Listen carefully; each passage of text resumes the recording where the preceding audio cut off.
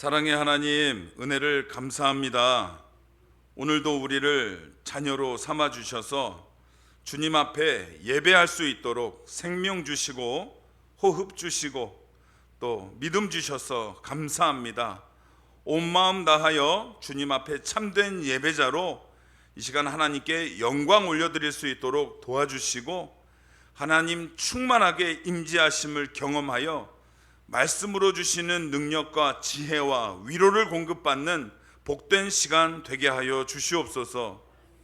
살아가면서 매일매일 세상의 가치관을 내려놓고 하나님의 마음과 뜻과 계획에 집중할 수 있는 우리들이 되게 하여 주시옵시고, 날마다 주님께 가까이 나아가는 우리들 되게 하여 주셔서 올 한 해 우리 동성교회에게 주신 믿음의 사명들을 힘있게 감당해 나아가도록 함께하여 주시옵소서.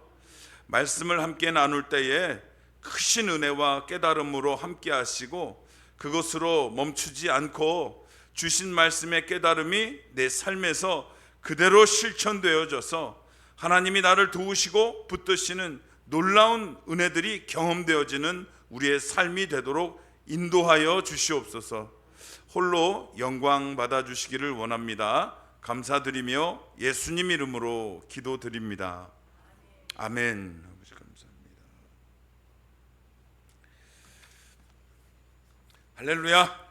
아멘. 잘 오셨습니다. 오늘 날씨가 좀 추워졌는데 그래도 주님을 향한 이 뜨거운 열정이 추위를 다 이기실 줄 믿습니다.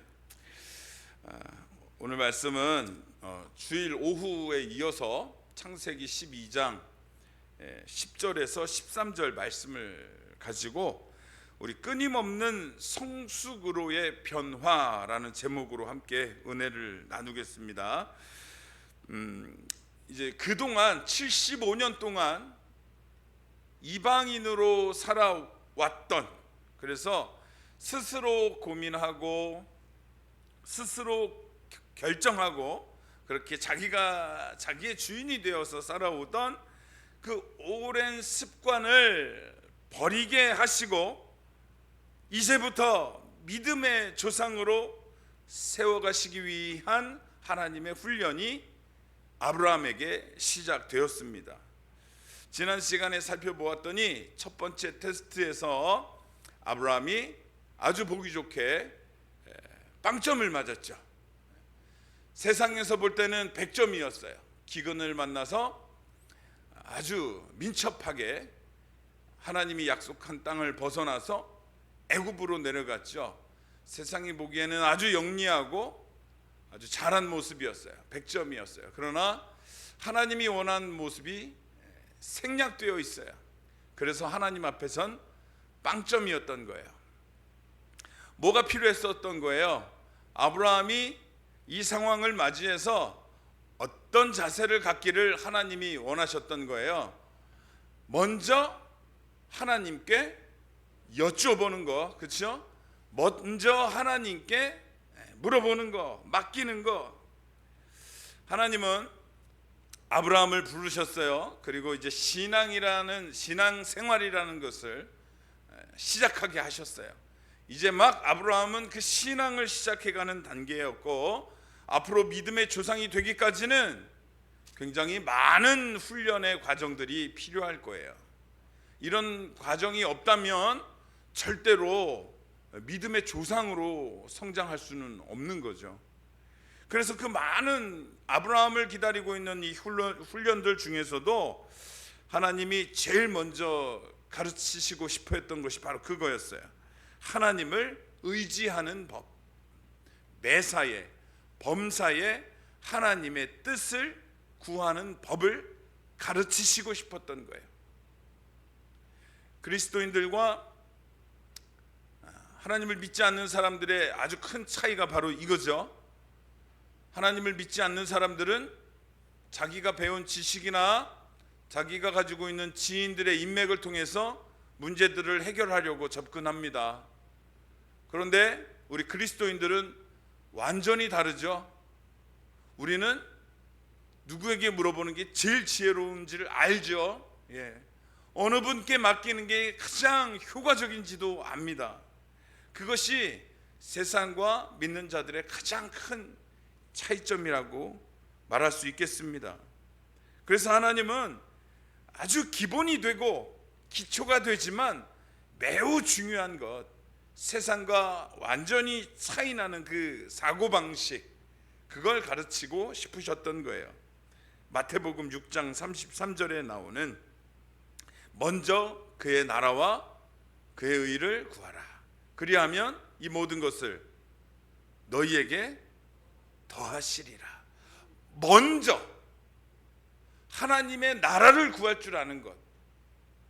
어떤 상황을 만나도 먼저 이 상황에 하나님의 뜻은 무엇입니까? 하나님의 계획은 무엇입니까? 내가 이 상황을 맞이할 때에 어떻게 해야 하나님 나라의 유익한 자세로, 행동으로 하나님 앞에 설 수 있겠습니까? 먼저 하나님의 나라를 구하는 것, 또 그분의 의를 구하는 것, 하나님이 기뻐하시는 뜻은 무엇입니까? 이것을 먼저 구하는 자에게 하나님은 이 모든 것을 더하시겠다 약속해 주셨어요. 이 아브라함에게도 마찬가지죠. 하나님은 그걸 가르치고 싶으셨던 거예요. 아브라함이 먼저 하나님 앞에 맡기는 법을 훈련시켜서 그를 위해 준비하신 그 많은 이 모든 것들을 더해 주시고 싶어 하셨던 거죠. 아브라함은 달라져야 합니다. 이제는 이방인이었지만, 75년 동안 이방인이었지만 이제 하나님을 만난 후로 하나님의 계획과 목적 안에 들어온 이상, 예전에는 어땠을지 몰라도, 왕년에 아무리 날고 기었다 하더라도 그건 이제 상관없는 거예요. 이제는 이전의 나는 없는 거예요. 난 죽은 거예요. 미련을 버려야 해요. 지금부터 아브라함은 바로 이 부분들을 훈련해 나가게 됩니다. 그래서 하나님이 기뻐하시는 분량까지 믿음의 조상으로 세워지는 그 모습을 보일 그 날까지 계속해서 하나님의 만지심, 빚어가심을 경험하게 되죠. 우리도 마찬가지입니다. 우리도 날마다 하나님의 손에 의해 빚어져 가야 돼요. 주일에도 말씀을 드렸지만 완성된 사람은 없습니다. 하나님 나라 가는 그날까지 우리는 계속해서 하나님 뜻에, 하나님 말씀에 변화되어지고 성장해야 되고 성숙해져야 합니다. 그런 점에서 볼 때 제가 요즘 좀 불편하게 여겨지는 말투가 있어요. 이 말투를 내가 좀 많이 사용한다 싶은 분들은 좀 깊이 생각해 봤으면 좋겠어요. 우리는 날마다 예수님 닮아가도록 성숙해져야 된다라는 사실에는 적극적으로 동의하십니까? 동의 안 하시는 분이 계시나요 혹시? 난 이 정도면 됐다 하시는 분, 난 이렇게 좀 미지근한 정도면 좋겠다 하시는 분은 없죠. 날마다 우리는 예수님 닮아가야 한다라는 것에 대해서 다 동의하실 줄 믿고 이 말씀을 좀 드리고 싶어요. 이런 말을 습관처럼 하시는 분들이 있어요. 어떤 모습이 매우 불편해서 그런 모습은 좀 모두가 보기에도 좀 꺼려진다, 좀 고쳤으면 좋겠다라는 이야기를 할 때 대부분의 반응이 나는 원래 이래, 이게 내 스타일이야, 내가 어려서 뭐 어떤 경험을 했기 때문에 그게 나에게 뭐 떠날 수 없어, 그러니 당신이 그냥 받아들여, 이런 말을 하는 사람들이 종종 있어요. 그리스도인들 중에서 그게 문제죠.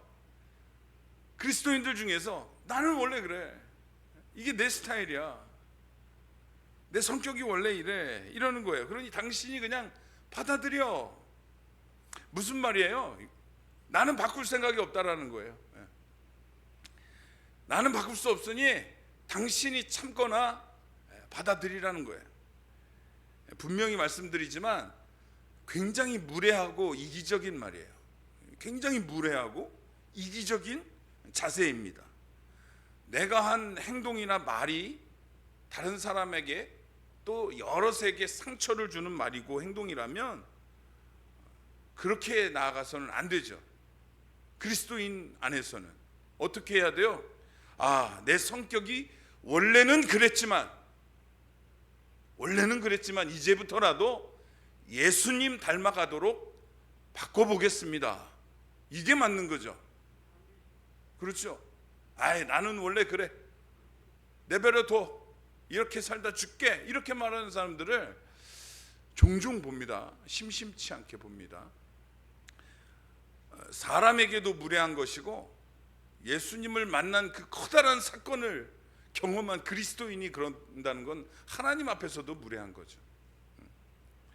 나는 원래는 거친 그런 성격이었으나 사랑의 예수님을 만나서 이제 나도 조금 바꿔보겠소. 이렇게 나와야 옳은 겁니다. 이렇게 나와야 나를 만나주신 예수님에 대한 예의도 잘 지키는 거예요. 그래서 우리가 생각을 해보세요. 내가 그동안 경험했던 삶의 그 아주 작은 것들이 이제 조금씩 나에게 영향을 줘서 지금의 내 성격과 내 스타일을 형성했어요. 많은 그런 여러 가지 상황들이 나를 만들어냈어요. 나라는 자아의 형태를 완성해 놓았어요. 그런데 너무나 커다란 일이 벌어졌어요. 바로 예수님을 만나는 놀라운 사건이었어요. 생명이 건져지는, 목숨을 구원받는 너무나 놀라운 사건을 만났으면 그동안의 모든 허물들, 모든 경험들은 싹 잊어지게 되죠. 지금 이 나를 살리신 이분을 집중하게 되는 거죠. 이게 나에게 감사하게 다가온다면, 이게 나에게 큰 은혜로 다가온다면 그동안에 내가 우리 하나님께 불편한 모습이다 싶으면 바꿀 수 있어야 된다는 거예요. 아무리 오랫동안 나에게 따라다니던 고질적인 습관이라 할지라도 예수님이 나를 구원하신 그것이 믿어지는 사건이 나에게 경험되었었다면 바꿀 줄 알아야 된다는 거예요. 저는 제가 이제 이 말씀을 준비하면서 어느 정도 바뀌어 가는가, 지금 내가 예수님을 만난 이후에 어느 정도 바뀌어 갔는가를 곰곰이 묵상을 해봤습니다. 이 자리에서 밝힐 수 없을 만큼 아주 처참한 점수를 스스로 매기게 되었습니다. 여러분들은 어떠세요? 예수님을 만나기 전의 모습과 예수님을 만난 지금의 모습이 얼마나 다르시냐는 거예요. 몇 점 줄 수 있냐는 거예요. 우리는 잘하는 게 있어요. 다른 사람 점수 매기는 건 굉장히 잘해요. 그죠? 그런데 나에게는 어떻게 그렇게 후한지 너그러운지 모르겠어요. 우리 하나님은 자기 자신에게 엄격하라고 하세요. 남에게는 후하라 하세요. 너그러우라 하세요. 율법을 이 제사장들이 자기에게 적용해야 되는데 백성들에게 적용해서 백성들이 힘들었던 거예요. 자기에겐 적용하지 않고 율법의 잣대로 백성들을 쥐락펴락하니까 백성들이 힘들었던 거예요. 이거 자기에게 좀 엄격해야 돼요. 자기에게, 남에게는 너그럽고. 이게 우리 동성교회의 두드러지는 특징이 되기를 바랍니다. 스스로에게 엄격하시고 예수님 만나기 전의 모습과 예수님 만난 후의 모습이 도드라지게 다른, 그래서 어디에 가든 안디옥 교회 교인들처럼 그리스도인이다 라는 이야기를 듣는 멋진 성도들 되시기를 바랍니다. 바뀌어가는 거, 습관을 고쳐가는 거 무척 어렵습니다. 무척 어려워요. 그런 자기만의 요즘은 젊은이들이 자기만의 어떤 루틴이라고 하는데요, 행동 그 양식이라고 하죠. 퇴근해서는 반드시 뭘 해야 되고 뭘 해야 되며 뭘 해야 내가 아주 스트레스가 잘 풀린다라고 그런 루틴들을 짜서 그 계획표대로 이렇게 행동하는 모습들을 보게 돼요. 그런데 갑작스럽게 어떤 친구가 불러내서 그 루틴들을 제대로 못할 때 매우 불편해하죠. 요즘 청년들이 그래요. 그래서 갑자기 이제 목사님이 전화해가지고 우리 잠깐 만나서 출석에 대해서 우리 한번 얘기해보자. 그러면 불편하다, 어렵다, 온갖 핑계를 다 댑니다. 협조적이질 않아요. 자기만의 루틴이 확고하기 때문에. 그런데 이런 것들을 고쳐가는 것들이 힘들지만 그래도 이 고쳐가는 과정들의 이 아픔들, 어려움들을 겪지 않으면 우리가 변화될 수가 없는 거예요. 그게 힘들다고 해서 고치지 않고, 그게 불편하다고 해서, 귀찮다고 해서 그대로 놔두게 된다면 여러분들 예수님 만나기 전과 예수님 만난 후의 모습이 별 차이 없다면 곤란하다는 거죠. 나중에 혹시 천국 문 앞에서 내가 예수님 만나기 전의 모습과 예수님 만난 후의 모습이 별 차이 없이 긴가민가 싶다면 천국의 문 앞에서 예수님이 천국인지 지옥인지 긴가민가 하실 수도 있다라는 거예요, 우리에 대해서. 그러니까 여러분들 좀 불편하더라도 귀찮더라도 날마다 예수님 닮으려고 애쓰십시오. 바뀌십시오. 나는 원래 이래 라는 말은 잊어버리세요. 원래 그랬지만 이제부턴 예수님 닮아 가겠습니다 라는 말로 여러분들의 생각을 무장하시기 바랍니다. 그래야 교회가 성장합니다. 그래야 공동체가 건강해지는 거예요. 다시 아브라함 얘기로 돌아갑니다.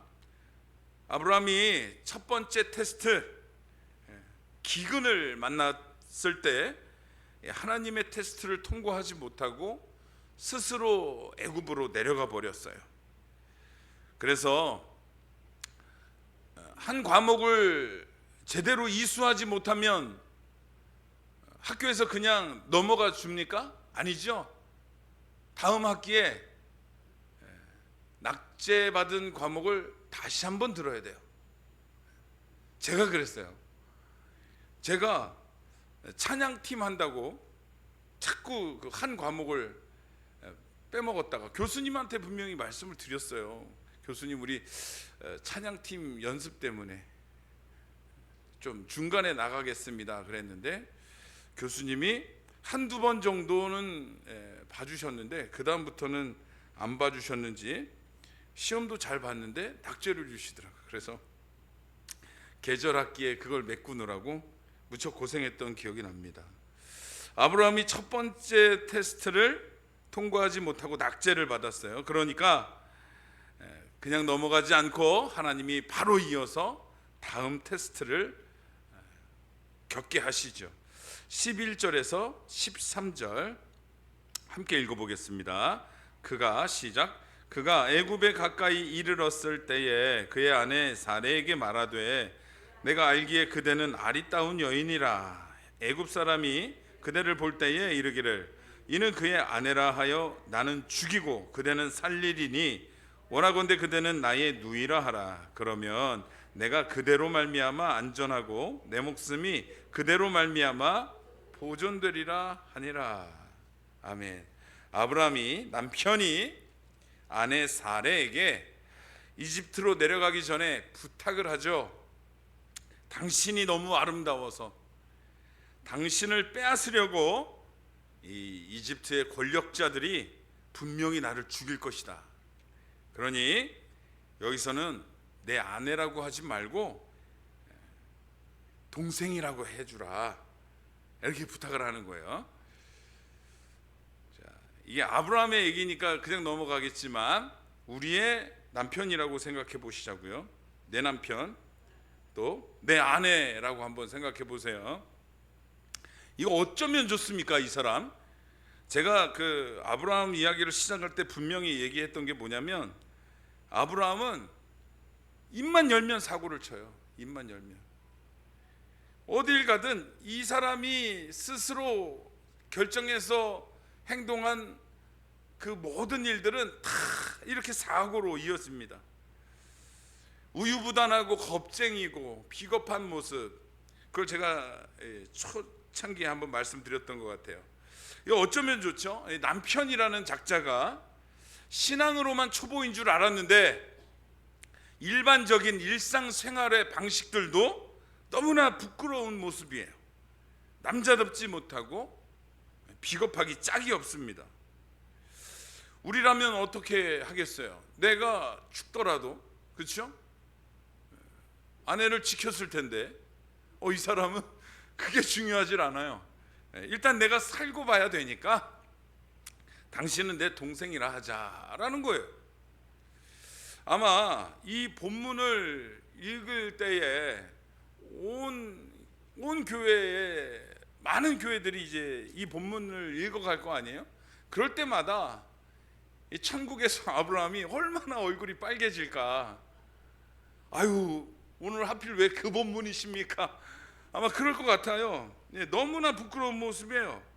남자가 돼가지고 자기 아내를 지키다가 죽지는 못할 망정 자기 살자고 말이죠. 그런데 어떤 목사님이 그러시더라고요. 족보상으로는 사촌 여동생이 맞다라고 변명을 하시더라고요. 아유, 맞습니다. 그런데 맞아요. 그렇지만 결혼을 했잖아요. 그러면 여동생에서 아내로 바뀐 거예요. 달라진 거예요. 그러니 다시 동생으로 갈 수가 없는 거죠. 그래서 지금 아브라함이 계획하는 이 작전은 사기입니다. 사기, 거짓이에요. 이건 뭐 어떻게 변호할 수가 없어요. 순간순간 궁색한 방법으로 살아온 아브라함의 그동안에 우리가 보지 못했던 모습들을 보여주고 있는 거예요. 그동안 이 사람은 이렇게 살아왔던 거예요. 순간순간 자기 순발력으로 아주 궁색한 방법으로 위기를 모면하면서 살아온 거예요. 그게 지금 고스란히 드러나고 있는 거죠.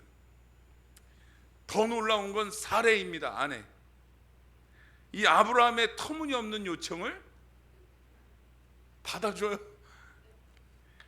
아브라함을 긍휼히 여기는 그 마음이 사례가 오히려 믿음의 조상과 더 어울리는 것 같습니다. 근데 제가 이제 이 본문을 묵상하면서 좀 도저히 이해가 되지 않는 부분이 있었어요. 당시 사례의 나이가 아브라함보다 10살이 어리니까 65세란 말이에요. 여러분들 65세. 옆에 분들을 한번 보세요. 65세 이상인 분들을 한번 보시죠. 아무리 아름답다고 하더라도 말이죠, 이 여인, 65세인 여인을 빼앗으려고 남편을 죽이기까지 하는 일들이 일어날까요? 저는 이게 좀 너무 의문이었어요. 당시는 뭐 노화의 속도가 다르다라고 이야기하시는 분들도 있어요. 그런데 이 시점은 홍수 이후의 시점이기 때문에 뭐 300년, 400년 살 수 있는 시대가 아니에요. 이제 점점 수명이 줄어들고 있어요. 아브라함이 175세에 죽게 되는데요, 점점 줄어들어서 우리랑 큰 차이가 없어요. 그러니까 뭐 많이 쳐줘서 40대 50대 정도의 여인이라고 보면 되는데, 이 여인이 그렇게 아름다울 수 있을까? 한 나라의 왕이 홀딱 반해서 그 남편을 죽이고 빼앗을 정도로 사례가 아름다울 수 있을까라는 의문이었죠. 그런데 이것을 이해시켜주는 키워드를 본문에서 우리가 찾을 수 있어요. 아브라함이 처음에 하나님의 약속을 받아서 순종하게 될 때 아브라함이 눈에 보이는 것을 쫓았나요? 아니면 하나님이 보여줄 것을 쫓았나요? 하나님이 보여줄 것을 쫓은 것이 바로 아브라함이에요. 그러면서 하나님은 보여주겠다 하신 것을 분명히 지켜내셨어요. 그리고 또 한 번 가나안 땅을 보여주시면서 여기가 너의 후손의 땅이 될 거야 라고 말씀하셨어요. 아직 아브라함은 후손을 보지 못했어요. 그러나 이 약속도 분명히 하나님이 반드시 지킬 거라는 것을 우리가 알 수 있지요. 마찬가지로 아내 사레가 아름답다고 말씀하시는데 우리는 볼 수 없어요. 하지만 하나님이 아름답다라고 성경에 소개한 이유는 분명히 그가 아름답기 때문이라는 것을 우리에게 말씀하고 계세요. 그러면서 제가 이제 기도를 이 본문을 가지고 기도하다가 하나님이 주신 생각이 뭐냐면, 이 성경을 대할 때 내가 언제부터 이걸 이해돼야 믿고 성경의 사건들을 납득해야 믿었는가? 그렇다면 이 사례가 아름다운 게 놀라워요? 아니면 홍해가 갈라지는 게 놀라워요? 여러분들, 예? 예수님이 부활하신 사건이 놀라워요? 사례가 아름다운 게 놀라워요? 사례가 아름다운 것보다 더 놀라운 일들이 성경에는 훨씬 더 많은데 나는 왜 여기에서 멈춰 서게 되는가 라는 마음이었어요. 우리는 이 성경을 무오하다고 고백합니다. 맞죠? 성경은 오류가 없다라는 말씀이에요. 성경을 무오하다라고 고백합니다. 하나님의 감동으로 된 것으로서 교훈과 책망과 바르게 함과 의로 교육하기에 유익한 하나님의 살아계신 말씀이라고 우리는 믿습니다. 이 고백은 살아있는 동안 절대로 흔들려선 안 되는 고백이죠. 창조 사건이 의심되어지고 홍해 바다가 갈라지는 것이 의심되어지는 것이 바로 이 작은 불신에서 시작된다라는 것을 기도 중에 알게 하시더라고요. 우리는 이 본문 그대로를 하나님의 말씀으로 받는 그런 자세가 필요한 것이라고 이 본문을 통해서 하나님이 저에게 말씀을 하셨어요. 그래서 성경은 이해해서 믿어지는 것이 아니라 믿기 때문에 이해되어지는 것이다. 내가 납득되고 과학적으로 잘 풀렸기 때문에 이 성경을 믿은 것이 아니라 하나님이 주신 믿음 때문에 이 성경이 그 믿음으로 인해서 믿음의 가치관에서 이해되어지는 것이다. 이것이 맞는 자세라는 거죠. 그런 자세로 보면 65세 사례가 아름답다고 하시니 아름다운 겁니다. 그리고 이게 믿어지기 때문에 다른 모든 하나님의 약속들, 성경에 기록된 이 약속들이 나에게 믿어질 수 있는 거예요. 제가 이렇게 하나님의 말씀을 다 믿는다고 고백하기까지는 좀 많은 시간이 필요했어요. 많은 상황 속에서 하나님의 도우심을 경험했어야 했고, 내가 신뢰할 수 있을 만큼 순간순간마다 나를 도우시는 하나님을 체험해야 했습니다. 그 많은 과정들이 있어야 우리가 이제 하나님을 신뢰하고 하나님 주신 말씀들을 믿을 수 있게 되는 거죠. 그러나 아직도 저는 더 하나님을 체험하고 싶습니다. 아직도 많은 순간순간 하나님의 도우심을 입고 싶습니다. 그렇게 해서 아직도 연약한 저의 믿음이 하나님 앞에서 견고하게 서는 그날까지 하나님은 아브라함을 빚어가셨던 것처럼 우리 성도 여러분에게도 날마다 함께 하셔서 하나님을 체험케 하시고 여러분들의 신앙이 견고해질 수 있도록 빚어가실 것입니다. 여러분들, 우리는 정리하겠습니다. 계속해서 변화되어져 가야 합니다. 예수님 닮아가야 해요. 이 정도면 되겠지 하는 마음은 버리십시오. 날마다 예수님 닮아가시고 날마다 나의 고집스러운 모습들을 버려가는 작업들을 멈추지 말아야 합니다. 그래야 교회가 건강해집니다. 그래야 교회가 힘을 얻게 됩니다. 또한 하나님의 말씀을 살아계신 하나님의 명령이라고 여기시고 이 말씀 그대로 순종하면서 내 삶에 적용해 내십시오. 그래야 교회에 힘이 생깁니다. 우리 교회에게 닥쳐 있는 여러 가지 문제들도 있어요. 그것을 위해서 많은 분들이 기도하고 계신 줄 믿습니다. 이 문제들을 접근할 때도 먼저 하나님의 나라와 하나님의 의를 구하는 지혜로운 성도들 되시길 바랍니다. 나라를 위해서도 기도하고 계시죠? 내가 지지하는 당이 이기게 해달라고 기도하지 마시고 이 사건 속에서 먼저 그의 나라와 그의 의를 구할 줄 아는 우리가 되어야 합니다. 자꾸만 우리는 기도 속에서도 내가 주인이 되려고 하는데 성경을 읽어가면서도 내가 주인이 되어서 읽어요. 말씀을 적용할 때도 내가 주인이 되어서 적용해요. 이게 아주 헷갈려요. 이게 아주 헷갈립니다. 그런데 깨어 있어야 돼요. 그래서 깨어 있어야 되고 잘 분별하면서 하나님이 주인이심을 날마다 고백하며 매 순간 신앙의 전쟁터에 임해야 됩니다. 그래야 우리 헷갈리지 않고 넘어지지 않을 수 있는 거예요. 우리 교회는 늘 우리 하나님을 주인으로 모시는 하나님 기뻐하시는 믿음의 공동체 되시길 바랍니다.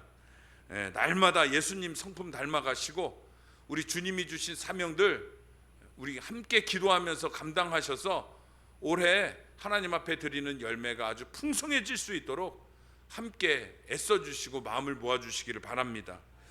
주님을 기뻐함이 우리의 힘입니다.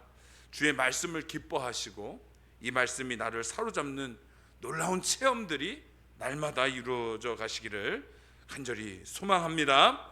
기도하겠습니다.